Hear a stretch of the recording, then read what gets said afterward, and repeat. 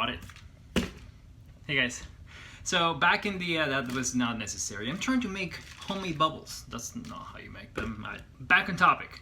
A few clients in the past used to ask me this question of not enough weight loss, and I know it's going to be coming up a lot, so I thought I would just, put it in the video. I'll also try to keep it below 50 seconds, so it's not gonna go 50 seconds.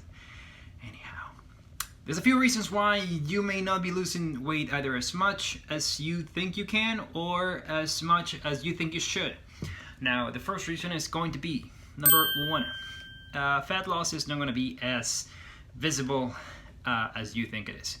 We normally recommend clients to weigh themselves or have a weighing day at least 3 times a week, so we can get the average, and that's going to give us a more accurate indicator of how their weight is increasing or decreasing or being maintained.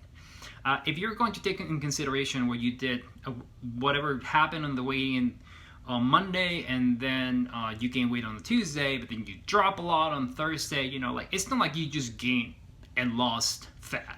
Normally, in most cases, I will recommend clients to, just keep up with the process. In most cases, you're going to get over that part. But, it's just not, get used to the idea that fat is not visible on the scale. I'm not saying have patience or enjoy it or, keep up, but at some point, there's nothing you can do but just keeping up.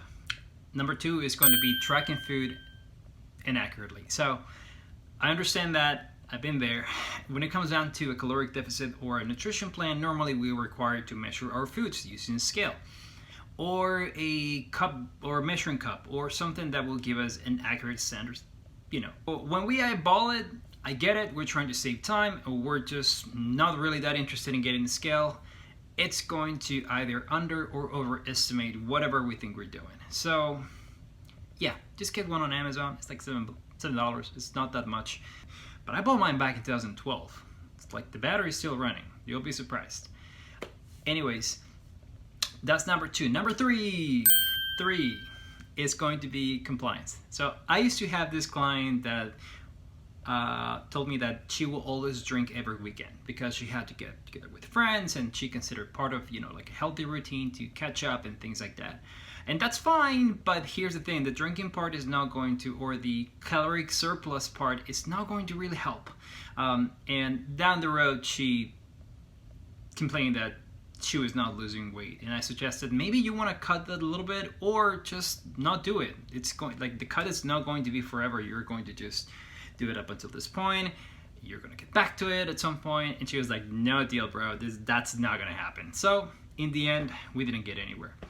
The next one is going to be changes in energy intake or outtake. If you're changing your habits, or if you're doing something one day that you were not doing the rest of the other days, that's going to affect still your progress, because if you're changing the amount of calories that you put in, or changing the amount of calories or decreasing the amount of calories that you put out through normal exercise or through NEAT. NEAT stands for non-exercise activity thermogenesis. Yay!